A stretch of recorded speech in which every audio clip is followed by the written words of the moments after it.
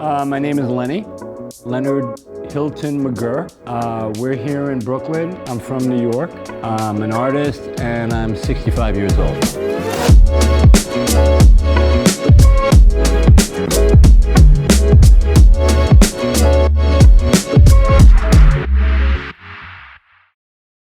The subway school is a descendant of what was just graffiti on walls and people marking territory.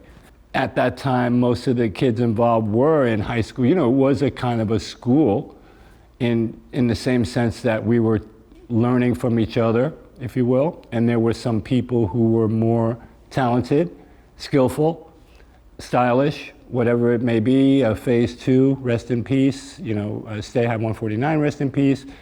Dondi, rest in peace, sadly. You know, that's another kind of sad realization that a lot of the people who were great friends of mine are no longer here, you know, and that's really sad. And that's why I actually like to mention them, because I feel they're very much a part of what this thing has become back when we were in school and the foundation of all of that. Myself, Dondi, and Zephyr, we were kind of like, we became very tight. And for a few years, we did a lot. We ran a lot of projects together. We went around the world together. But in '80, I was ready to actually paint a whole car, you know, because that was the gold standard at the time. You know, one wagon, one car of a subway train. Painted it over a 4 to 5 hour period. Went in there with nothing more than an idea that what I wanted to do was cover this train in color and not worry about letters and shadows, and it was completely spontaneous and abstract, obviously.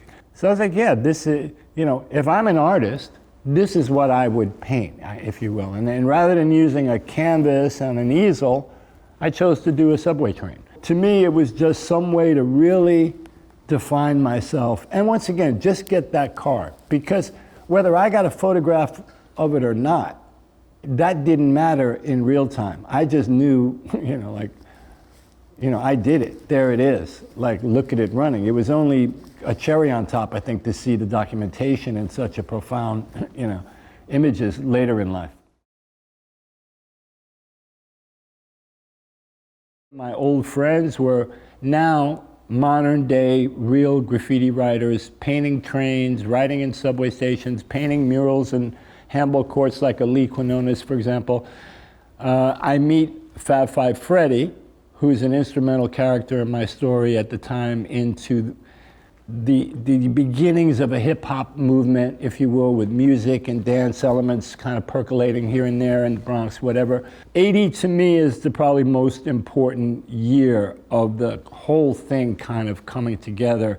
We met Basquiat, we met Herring, Kenny, Scharf, Ramel Z, obviously I would say someone like even a Debbie Harry singing a song like Rapture was a crossover moment for us all, featuring Fred and Jean-Michel and Lee Quinones, but giving a kind of credibility to what we were doing, and certainly in the music aspect of it.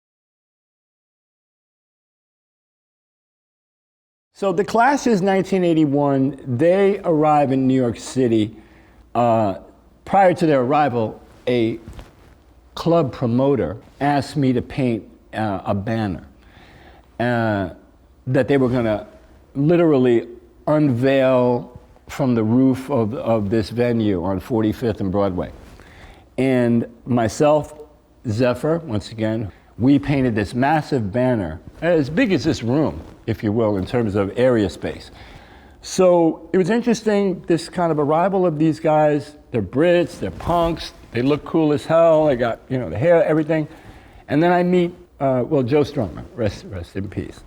And Joe's like, oi, love what you're doing, mate, blah, blah, blah, the energy. And he was really into what we were doing as graffiti writers. I think from a punk point of view, they kind of appreciated the rebellion or whatever the energy there was. But the beauty of their performances were all the opening acts for The Clash were rap groups from the city.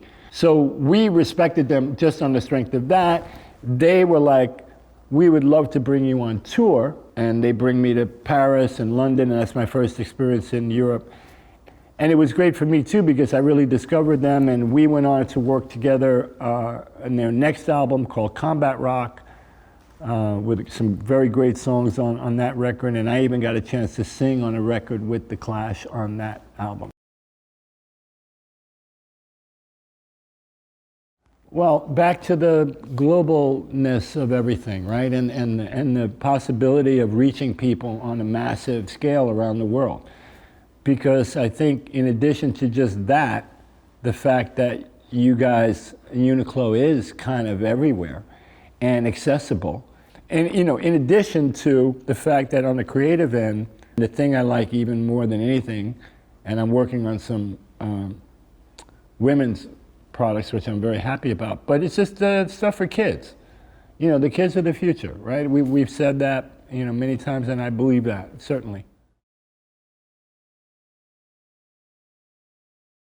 I'm just optimistic, I think. I mean, I have to be, right? And I think I've always been my whole life. I'm looking at things now and I'm thinking, man, you know, at this point in my life, the most precious thing for me is probably life itself, right? And so maybe a young person in their 20s looking at someone like me saying, wow, you know, like I like to, when I get to Futura's age, I really hope, you know, I'm doing what I want to do, and, you know, and I've been very fortunate, of course, and I've had my health, but I'm still thinking that's probably, you know, the most valuable thing I've got beyond the, you know, the love of my family and you know, and my immediate loved ones in that sense. I want to hit 90 at least, you know. So that's my goal right now.